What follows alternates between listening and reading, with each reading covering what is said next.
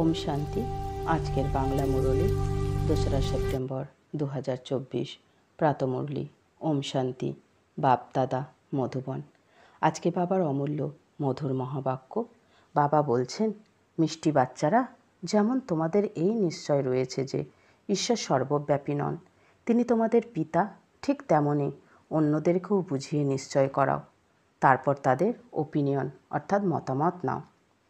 আজকের প্রশ্ন, বাবা তার নিজের সন্তানদের এমন কোন কথা জিজ্ঞাসা করেন যা অন্য কেউ জিজ্ঞাসা করতে পারে না? উত্তরে বাবা বলছেন, বাবা যখন বাচ্চাদের সঙ্গে মিলিত হন তখন জিজ্ঞাসা করেন, বাচ্চারা, পূর্বে তোমরা কবে মিলিত হয়েছিলে? যা শুধু বাচ্চারাই বোঝে। তারা তৎক্ষণাৎ বলে, হ্যাঁ বাবা, আমরা 5000 বছর পূর্বে তোমার সঙ্গে মিলিত হয়েছিলাম। আর যারা বোঝে না তারা বিভ্রান্ত হয়ে পড়ে। এই রকম প্রশ্ন করার মতো বুদ্ধি অন্য কারোর মধ্যে থাকেই না।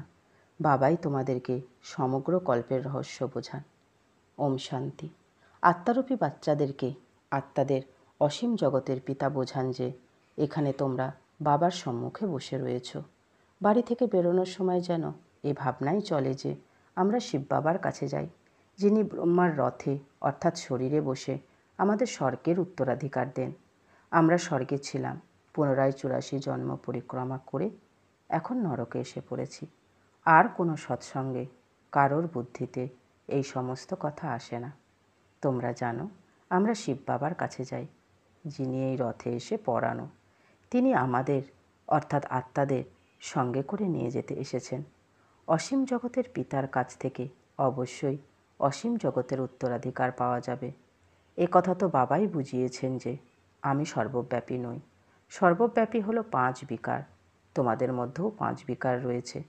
তাই তো তোমরা অত্যন্ত দুঃখী হয়ে পড়েছ। ঈশ্বর সর্বব্যাপী নন, এই ওপিনিয়ন অবশ্যই লেখাতে হবে।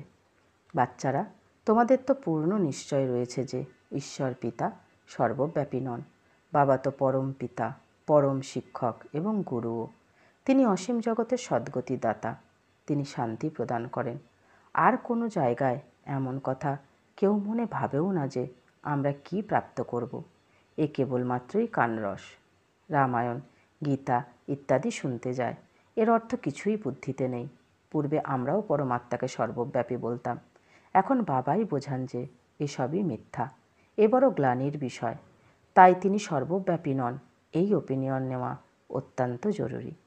আজকাল যাদের দ্বারা তোমরা উদ্বোধন ইত্যাদি করাও তারাও লেখে, ব্রহ্মকুমারীরা ভালো কাজ করছে, অত্যন্ত ভালোভাবে বোঝায়, ঈশ্বর প্রাপ্তির পথ বলে দেয়। এতে মানুষের মনে অবশ্যই ভালো প্রভাব পড়ে।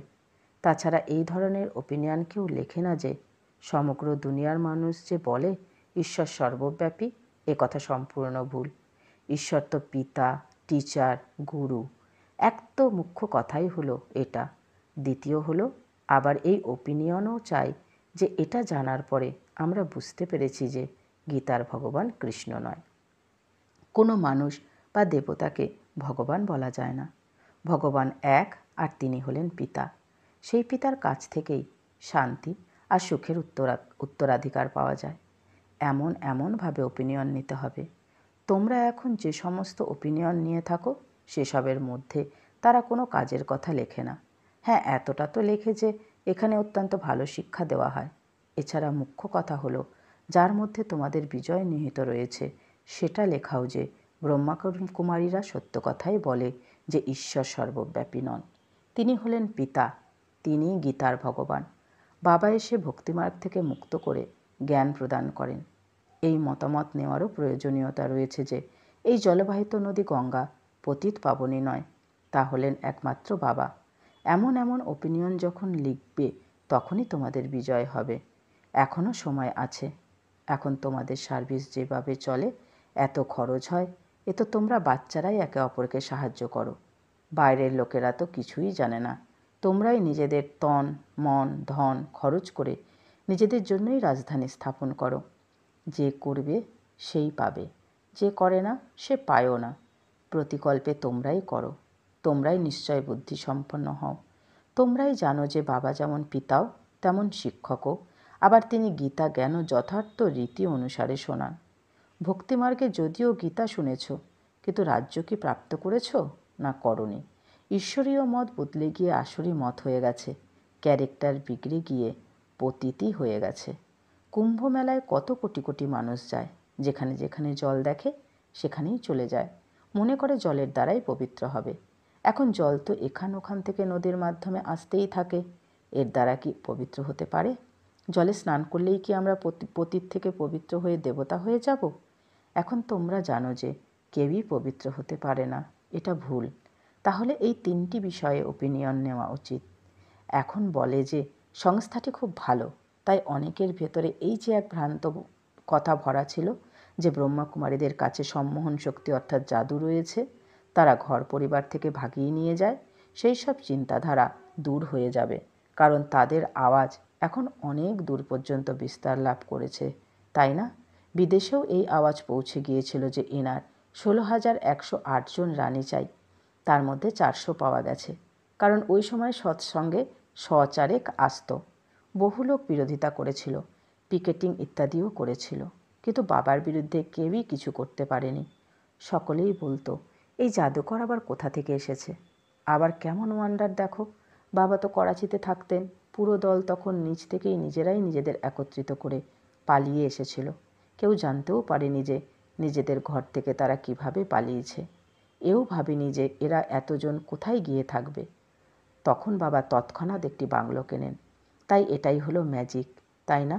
এখনও বলে যে ব্রহ্মাকুমারীরা জাদুকরী, ব্রহ্মাকুমারীদের কাছে গেলে আর ফিরে আসবে না, এরা স্বামী স্ত্রীকে ভাই বোন বানিয়ে দেয়, তাই অনেকে তো আর আসেই না। এখন তোমাদের প্রদর্শনী দেখে সেই যে কথাগুলো বুদ্ধিতে বসে গিয়েছিল তা দূর হয়। এছাড়া বাবা যে ওপিনিয়ন চায় সেসব তো কেউ লেখেই না। বাবার তো সেই ওপিনিয়ন চায় তারা যেন লেখে যে গীতার ভগবান কৃষ্ণ নয়। সমগ্র দুনিয়া মনে করে কৃষ্ণ ভগবানুবাদ, কিন্তু কৃষ্ণ তো 84 জন্ম সম্পূর্ণ করে। শিব বাবা হলেন পুনর্জন্ম রহিত, তাই এর জন্য অনেকের মতামত চায়। অনেকেই রয়েছে যারা গীতা জ্ঞান শোনে।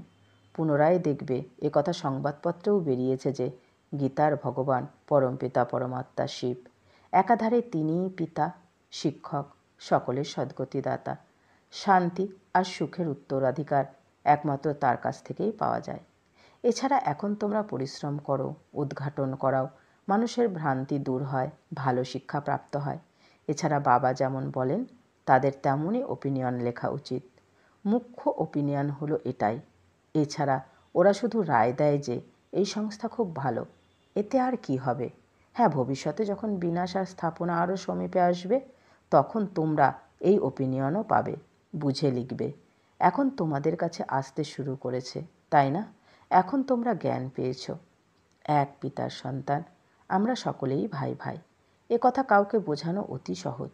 সর্ব আত্মাদের পিতা হলেন এক পরম পিতা, তার থেকে অবশ্যই পরম অসীম জগতের পদও প্রাপ্ত হবে, যা 5,000 বছর পূর্বে তোমরা পেয়েছিলে। ওরা অর্থাৎ অজ্ঞানী লোকেরা বলে কলিযুগের আয়ু লক্ষ লক্ষ বছর, আর তোমরা বলো 5,000 বছর। কত পার্থক্য! বাবা বোঝান 5,000 বছর পূর্বে বিশ্বে শান্তি ছিল। এই এম অবজেক্ট অর্থাৎ লক্ষ্মীনারায়ণ সম্মুখে রয়েছে। এনাদের রাজত্বে বিশ্বে শান্তি ছিল, সেই রাজধানী আমরা পুনরায় স্থাপন করছি। সমগ্র বিশ্বে সুখ শান্তি ছিল, দুঃখের কোনো নামই ছিল না।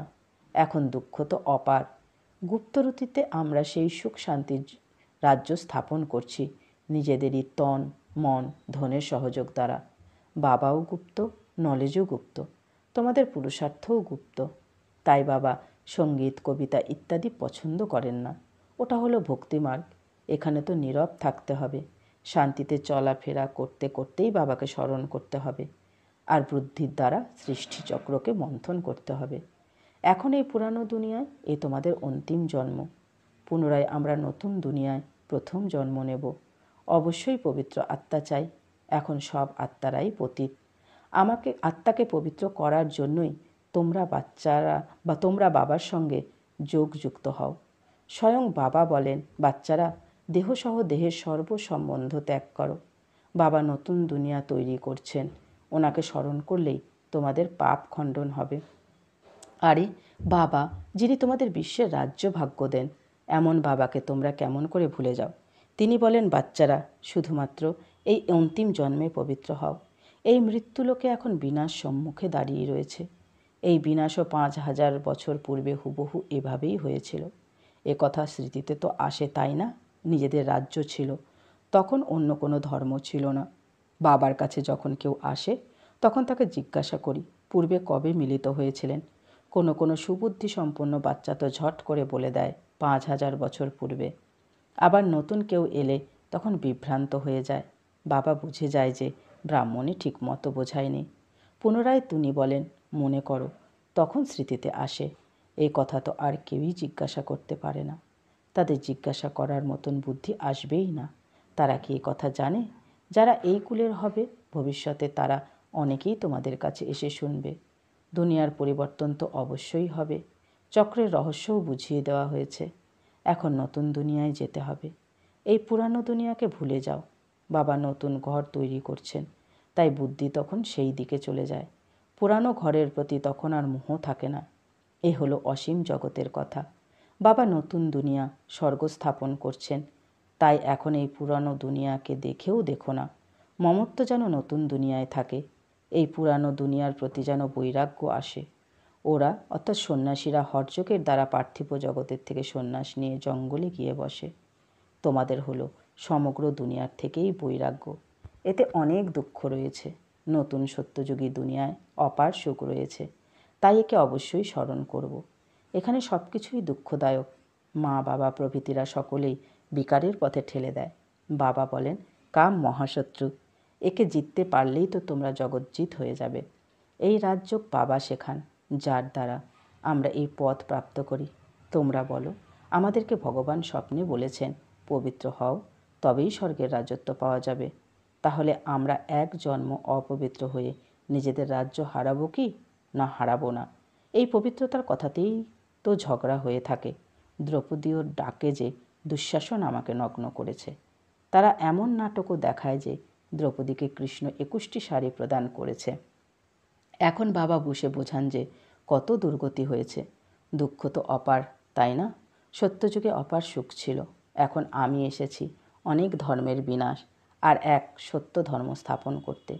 তোমাদের রাজত্ব প্রদান করে বানপ্রস্থে চলে যাব। আধা কল্প আমার প্রয়োজনই পড়বে না।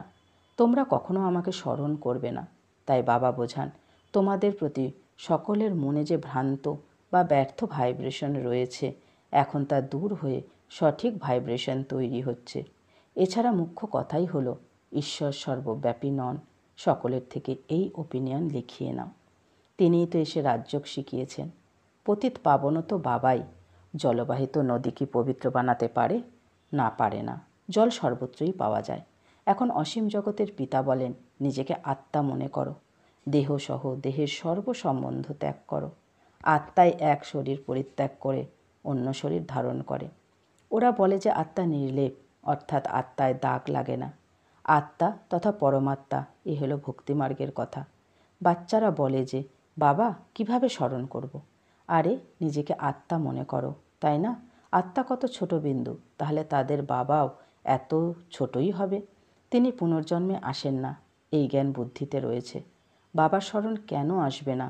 চলাফেরা করতে করতেই বাবাকে স্মরণ করো। আচ্ছা, বাবার রূপকে বড়ই মনে করো, কিন্তু স্মরণ একজনকেই করো, তাই না? তবেই তোমাদের পাপ খণ্ডন হবে। আর তো কোনো উপায় নেই। যারা বোঝে তারা বলে, বাবা তোমাকে স্মরণ করেই তো আমরা পবিত্র হয়ে পবিত্র দুনিয়া বিশ্বের মালিক হই। তাহলে তোমাকে কেন স্মরণ করব না? একে অপরকে স্মরণ করাও, তবেই পাপ খণ্ডন হয়ে যাবে। আচ্ছা, মিষ্টি মিষ্টি হারানিধি বাচ্চাদের প্রতি মাতা পিতা বাপ দাদার স্মরণের স্নেহ সুমন আর সুপ্রভাত। আত্মাদের পিতা তার আত্মারূপী বাচ্চাদেরকে জানাচ্ছেন নমস্কার। আত্মারূপী বাচ্চারা তাদের মাতা পিতা বাপ দাদাকে জানাচ্ছেন স্মরণের প্রেম সুমন, সুপ্রভাত আর নমস্কার, নমস্কার, নমস্কার। ধন্যবাদ বাবা, ধন্যবাদ।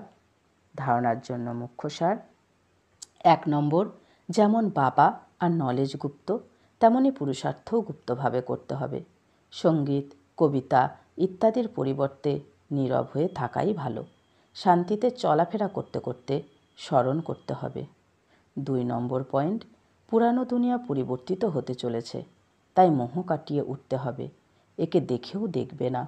বুদ্ধি নতুন দুনিয়ার প্রতি যুক্ত করতে হবে। আজকের বরদান, ব্রাহ্মণ জন্মের বিশেষত্বকে ন্যাচারাল নেচার বানানো সহজ পুরুষার্থী ভব। ব্রাহ্মণ জন্মের বিশেষত্বকে ন্যাচারাল নেচার বানানো সহজ পুরুষার্থী ভব। বিস্তারে বাবা বলছেন, ব্রাহ্মণ জন্মও হলো বিশেষ, ব্রাহ্মণ ধর্ম আর কর্মও হলো বিশেষ অর্থাৎ সর্বশ্রেষ্ঠ। কেননা ব্রাহ্মণরা কর্ম করার সময় সাকার ব্রহ্মা বাবাকে ফলো করে। তাই ব্রাহ্মণের নেচারই হলো বিশেষ নেচার। সাধারণ বা মায়াবী নেচার ব্রাহ্মণদের নেচার নয়। কেবল এটাই স্মৃতিস্বরূপে যেন থাকে যে আমি হলাম বিশেষ আত্মা। এই নেচার যখন ন্যাচারাল হয়ে যাবে তখন বাবার সমান হওয়া সহজ অনুভব করবে। স্মৃতিস্বরূপ তথা সমর্থী স্বরূপ হয়ে যাবে। এটাই হলো সহজ পুরুষার্থ। আজকের স্লোগান, পবিত্রতা আর শান্তির লাইট যে চারিদিকে ছড়িয়ে দেয় সেই হলো লাইট হাউস। পবিত্রতা আর শান্তির লাইট যে চারিদিকে ছড়িয়ে দেয় সেই হলো লাইট হাউস। আচ্ছা, ওম শান্তি।